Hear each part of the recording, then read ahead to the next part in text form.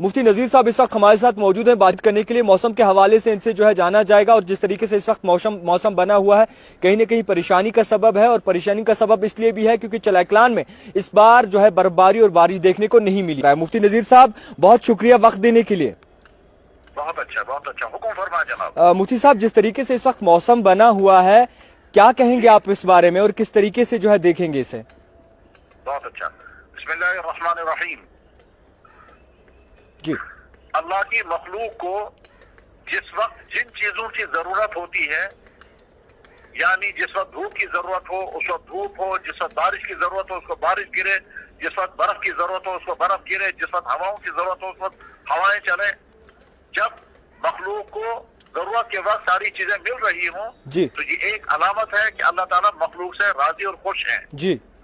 लेकिन जब जिस वक्त जिस चीज की जरूरत है और वो चीज नहीं मिल रही है, यानी जब बारिशें होनी चाहिए तब खुश्क मौसम हो, और जब खुश्क मौसम होना चाहिए तब बारिशें गिरे, ओले गिरे, तो ये एक अलामत होती है कि अल्लाह ताला बंदों से नाराज है। जी।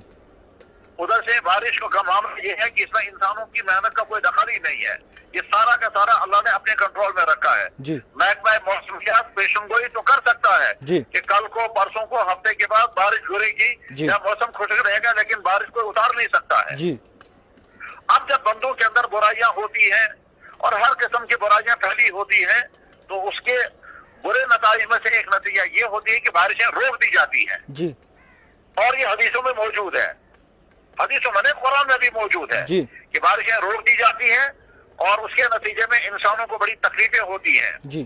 दरअसल धूप, पानी, बारिश, हवाएं, ये सब अल्लाह की मखलूक है, और ये मखलूक को अल्लाह ताला शानो दूसरी मखलूक की राहत के लिए इस्तेमाल फरमाते हैं। लेकिन जब बारिश बिल्कुल ही ना हो तो वो सजा होती है, या बारिश जरूरत से ज्यादा हो तो वो सजा होती है, धूप जरूरत से ज्यादा हो तो वो सजा बनती है, धूप जो है वो बिल्कुल ही ना हो तो भी सजा बनती है। तो अब ऐसे वक्त में इंसानों को चाहिए कि वो अपनी जिंदगी में सुधार लाए। जो आदमी जिस शौबे के साथ जुड़ा हुआ है, जो आदमी जिस प्रोफेशन के साथ है, वहाँ ये देखे कि मैं अपने खालिक को, मालिक, पैदा करने वाले को नाराज तो नहीं कर रहा हूँ।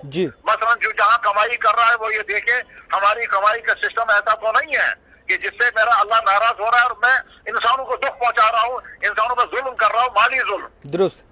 जो आदमी दफ्तरों में है वो देखे कि हम अपने दफ्तरों से लोगों को आराम पहुंचा रहे हैं या मुसीबतों में डाल रहे हैं।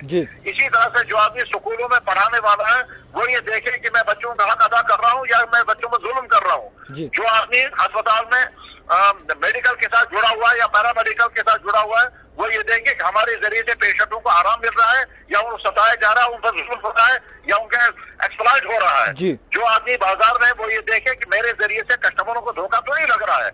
जो जवान लड़के और लड़के हैं वो देखें हमारे आमद का रिलेशन जो है वो खुदा को नाराज करने वाले तो नहीं है। जब ये तमाम तबके अपनी खामियां कमियां दूर कर देंगे तो फिर अल्लाह ताला शानों की तरफ से रहमत नाज़िल होगी। हमारे हदीस की किताबों में है जनाब रसूलुल्लाह सल्लल्लाहु अलैहि वसल्लम मदीना शरीफ में थे और काफी दिन हो गए थे, आसपास के इलाकों में बारिश नहीं हो रही थी। फजर जुमे की नमाज के लिए अल्लाह के नबी अलैहि खुतबा पढ़ने के लिए खड़े हुए तो एक आदमी खड़ा होकर कहने लगा, या रसूल अल्लाह हलाकतिल माल वन कातिल सुबुल, या रसूल अल्लाह मखलूकात तबाह हो रही है, माल मर रहे हैं, खुशकियां इतनी ज्यादा हो गई, पानी का कतरा कहीं नहीं है। उस वक्त अल्लाह के नबी अलैहि सलाम ने उसी वक्त जुमे की नमाज के खुतबे में ही दुआ शुरू कर दी, और अभी जुमा की नमाज स्टार्ट या खत्म नहीं हुई थी तो बारिश शुरू हो गई, और बारिश शुरू हो गई। एक हफ्ते तक बारिश चलती रही। अगले हफ्ते वो शख्स फिर खड़ा हो गया खुतबे के दौरान, सोचा गया या रसूल अल्लाह इतनी बारिश हो गई कि लोग डूबने के करीब है और माल जो है वो बर्बाद होने वाले हैं, खुदा के लिए दुआ फरमाए बारिश जो है वो रुक जाए। तो अल्लाह के नबी ऐसा उसी वक्त अपने मुबारक उंगली से आसमानों की तरफ इशारा करते हुए ऐसे जैसे बादलों को फाड़ रहे हों, और जुमे की नमाज पढ़ के जब बाहर निकले तो चमकती हुई धूप आ रही थी और एक हफ्ते मुसलसल बारिश हुई। बस यहाँ से इस्लामी उसूल बन गया कि जब किसी जगह बारिशें न हो वहाँ के मुसलमान तौबा करें, सदका करें, खैरात करें, नमाजें पढ़े और नमाज इस्तिस्का पढ़ते हैं।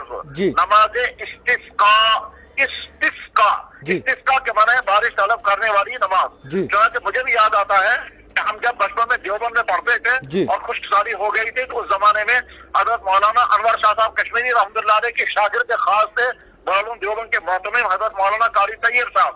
उन्होंने देवबंद की ईदगाह में नमाज इस्तिस्का पढ़ाई मैं छोटा था, मैं भी चला गया नमाज में, तो नमाज पढ़ करने के बाद जब वापस निकलने लगे तो सारे लोग भीग गए, इतनी बारिशें हुई।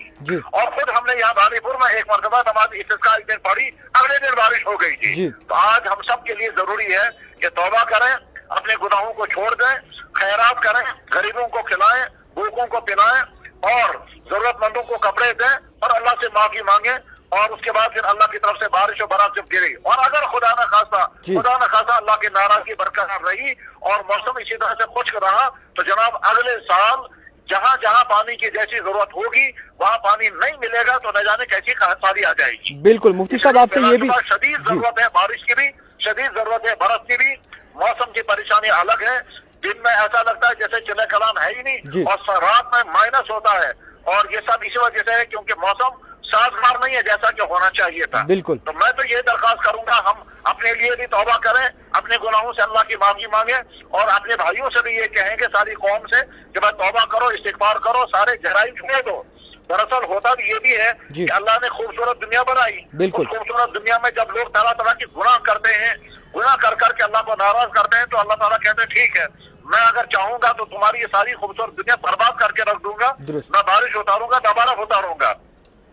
हमारे यहाँ कश्मीर में बहुत सारी खूबसूरत जगह हैं जहाँ दुनिया भर के लोग आते हैं, लेकिन वहाँ यहीं के लोग तरह तरह के गुनाह करेंगे, वो चीजें करेंगे जो नहीं करनी चाहिए, तो फिर कभी कभी ये सजा भी लगती है और ये सजा जो है फिर वो इंसानों को भी होती है और जानवरों को भी होती है, उसमें बड़ों को भी होती है, छोटों को भी होती है।